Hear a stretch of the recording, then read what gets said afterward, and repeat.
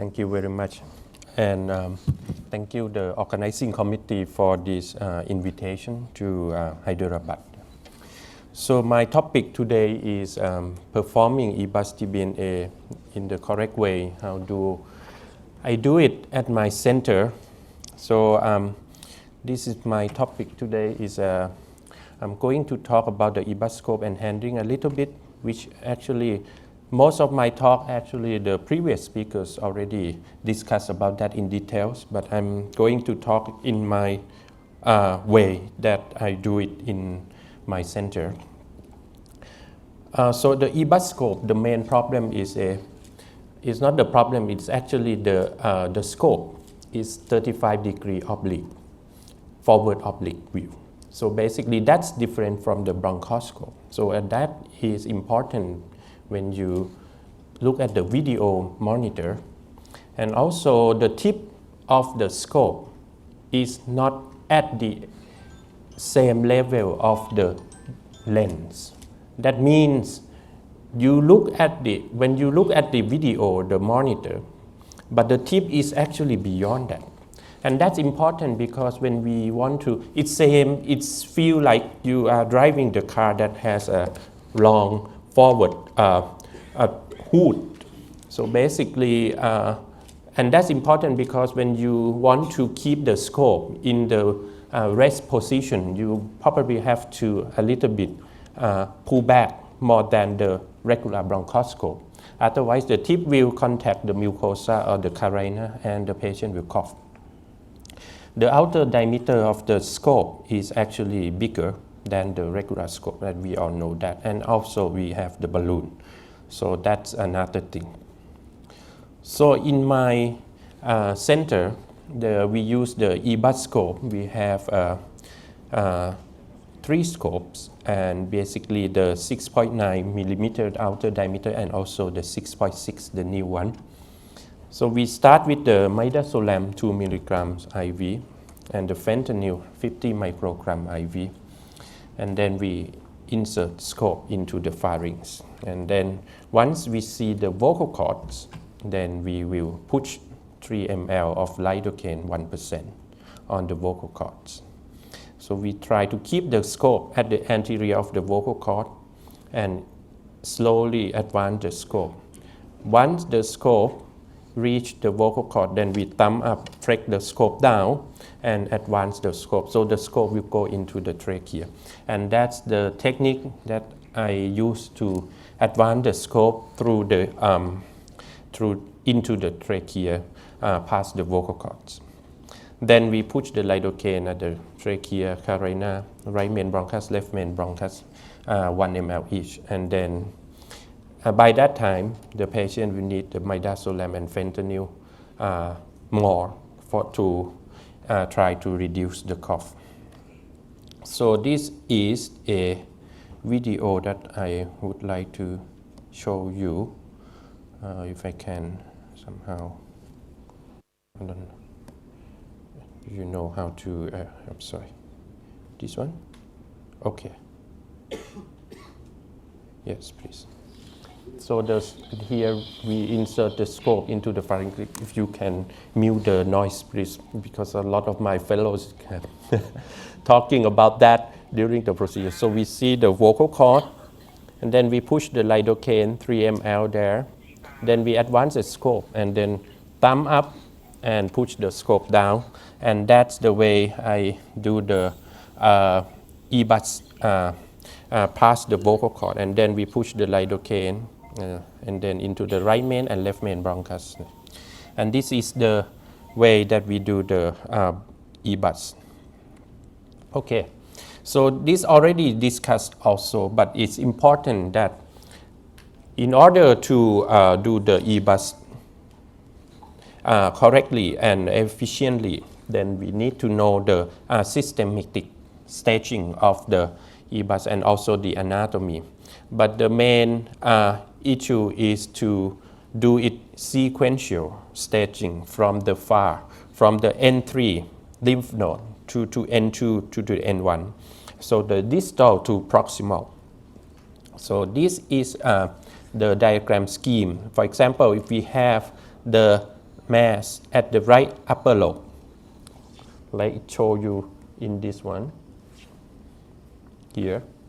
Then the EBUS scope should be scanned the left side first to the left interlobar, the left hilar, the subcarina, left paratracheal, and then go to the right side. And that's important because we use the single needle. So if we need to sample the lymph node, then we don't want to contaminate the node between nodes. We want to give the diagnosis at the highest staging. Usually I do not perform the EUSB because it's a problem of time consuming more, it adds more time to do the EUSB, but in particular case, some cases, yes, but not all the times.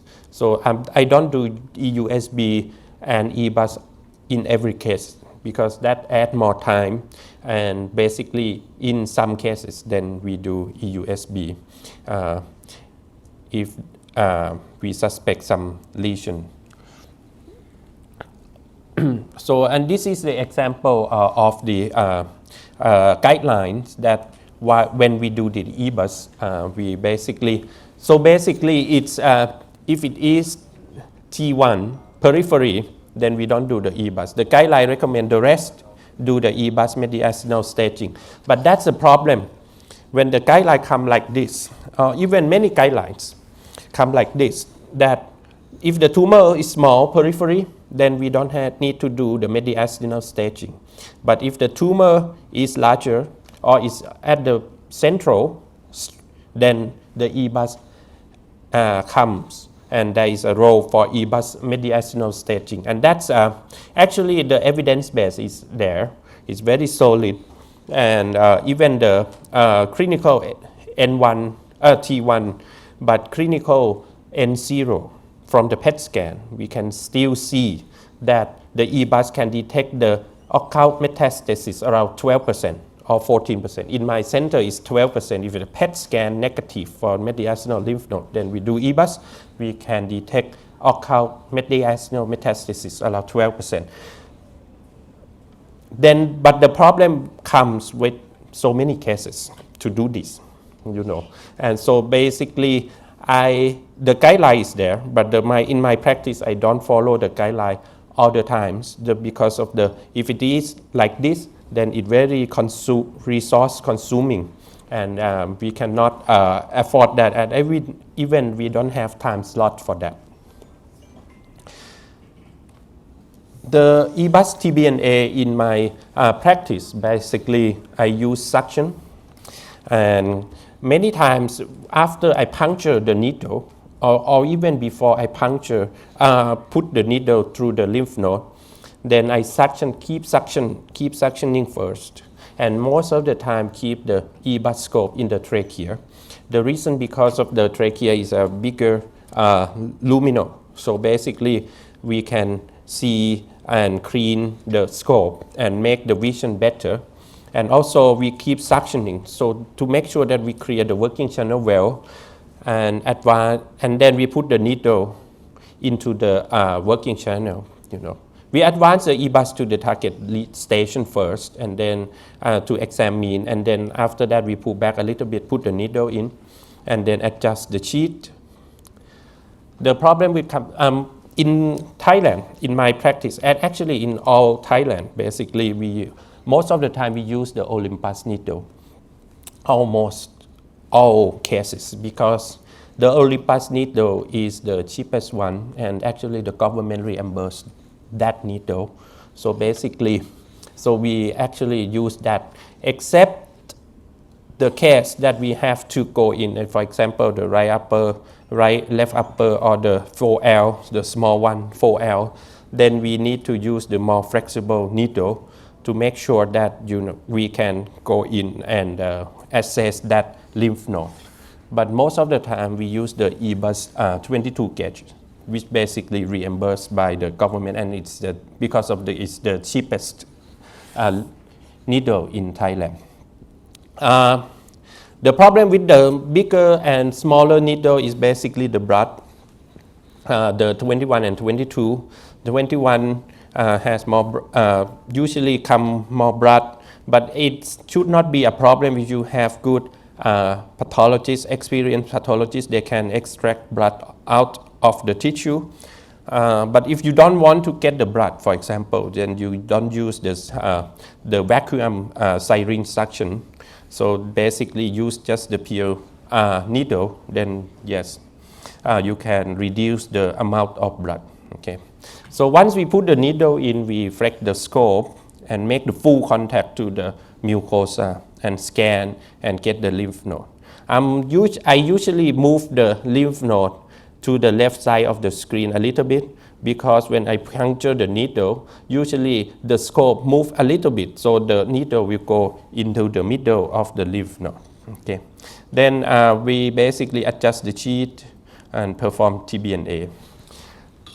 The question comes, how many parts to do the EBUS-TBNA? So basically I usually do 15, my fellows do 30, someone do 60 because they're not sure. More, we get more tissue. So basically, usually 15 passes if enough. But if you're not sure, you have more energy, that you can do 30 passes. Okay, with suction, usually I do it with suction. But if there's some blood coming into the vacuum, then you just turn off the vacuum and then use just the needle. Okay, again, if you can play the video for me and mute the. So this is the way that we adjust the sheet. So let's see, you can see that the scope is actually in the middle of the trachea, the mid level of the trachea, because you know that the vision, the lens is here, but the tip of scope is go beyond the lens. So I don't want the tip of the scope touch the carina and the patient cough. So we adjust the sheet. See, adjust the sheet, go down to the subcarina lymph node, and then put the needle in. So my personal approach to the subcarina usually go to the left, not the right. The reason left main bronchus turn left and then turn medial. The reason because of the left main bronchus is more angulate away from the median. So you don't have to flex the scope that much. And it's already make the full contact. Many times you don't have to flex the scope. You go to the left main, turn left, it make full contact, and you see the subcarina lymph node. And that's the way I usually, my personal opinion, because I don't want to flex that much, when the scope is there. So basically, but many times, if you see the PET scan and say, basically you may have to go to the right. Okay, so 15 to the 30 needles. Okay, 5 passes on each station in my practice, 1 for ROSE, 4 for cell block, and use suction. So basically, this already discussed, okay, and I'm going to pass that, move that away. And this is a quiz. Which technique improve contact of EBUS to the airway mucosa? So adjust the needle sheet properly, use the balloon, flex the EBUS scope, use more flexible needle, or all of the above. So it's easy, huh?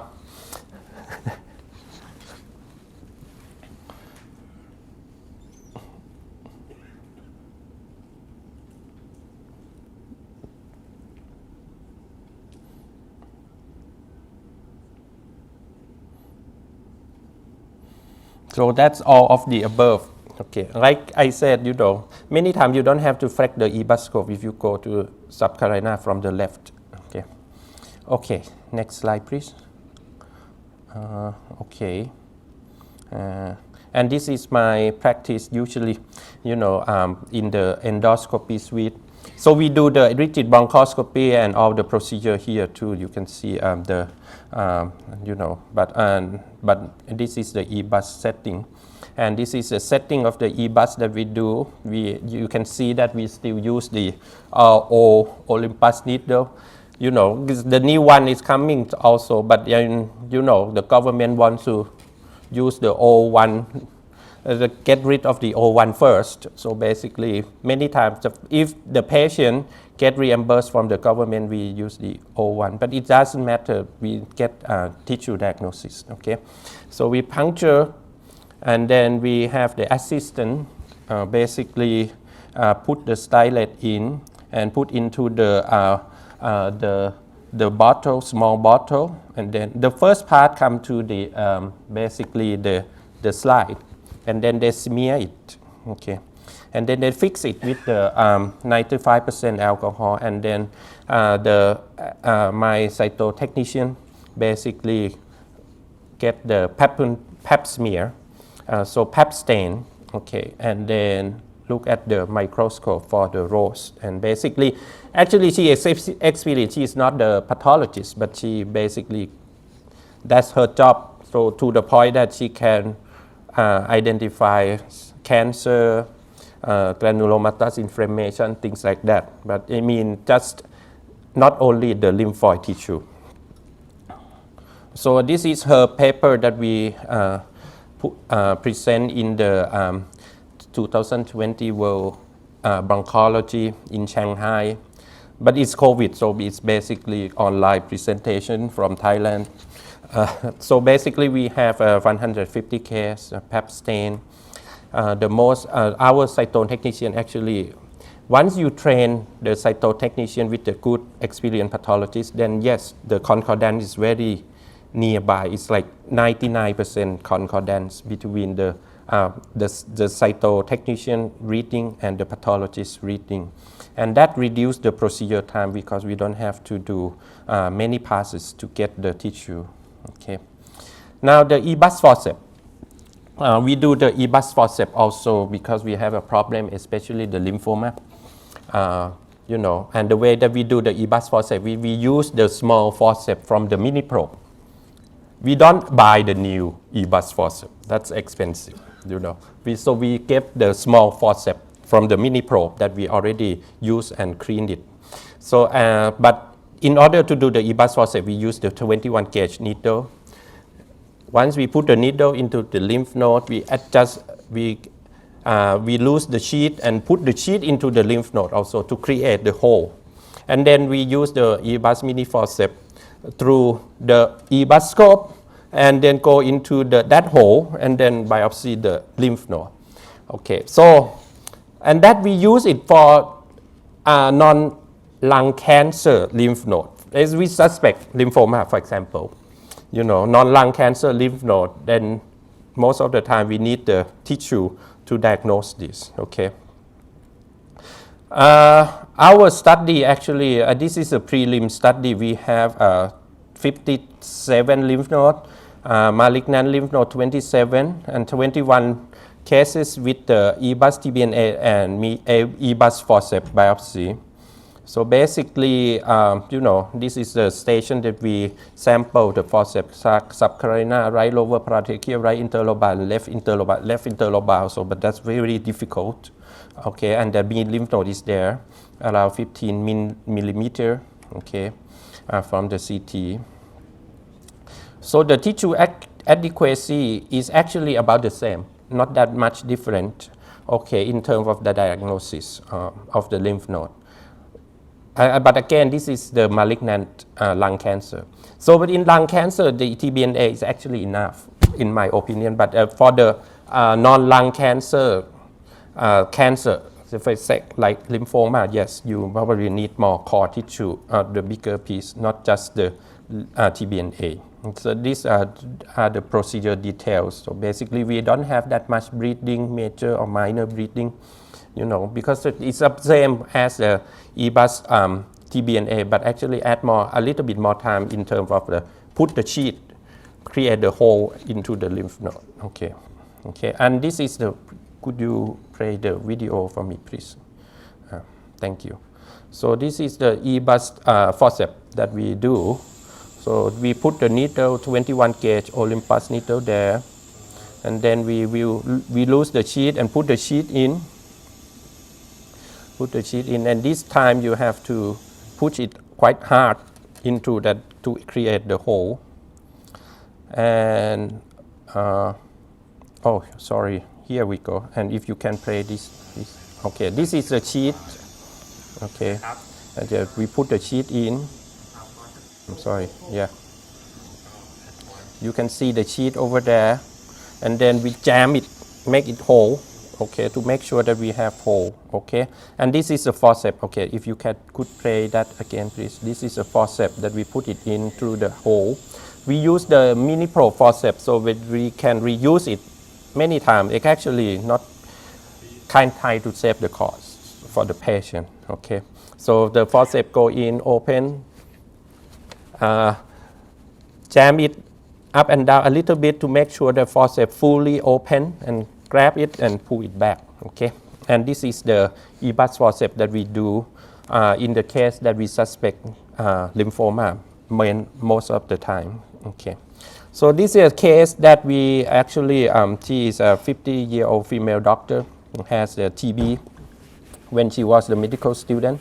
And then after that, she's fine, physically active, no underlying disease, 2019. Okay, question first. I'm sorry, that slide is a little bit. Okay, given the primary tumor is in the left upper lobe, which part should be examined first for mediastinal staging? Left interlobar, left lower paratracheal, right lower paratracheal, right hilar, or right interlobar. So not difficult, huh? Okay, I think after you have many lectures about this staging.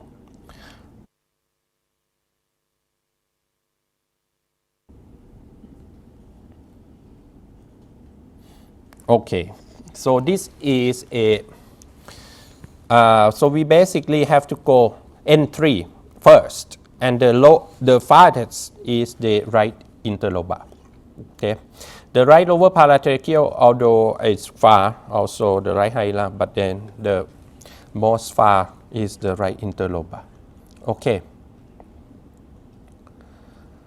This is her CT scan. If you could play this, please. Thank you. So the case is here.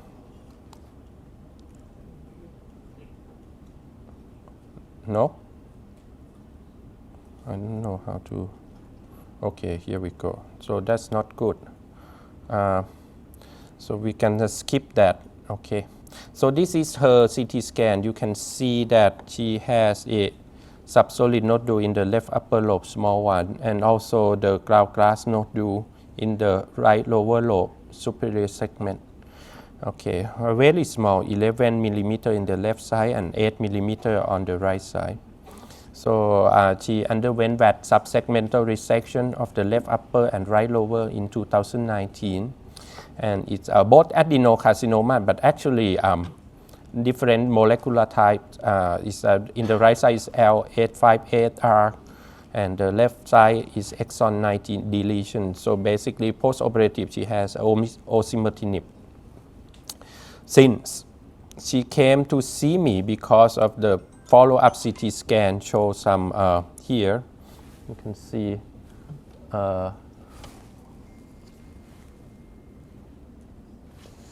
okay, here. Just posterior to the right main bronchus, you see a little bit of mass here. And the PET CT scan is very uptake. It's 2.7 times 1.7 centimeter, SUV is 20.7. It's actually surgical site of the right lower lobe. Okay, so basically we did the EBUS-TBNA. Even though it's not the lymph node, it's in the lungs, but because of the lesion that just attached next to the right lower lobe bronchus, so basically we go ahead and do EBUS-TBNA on this patient.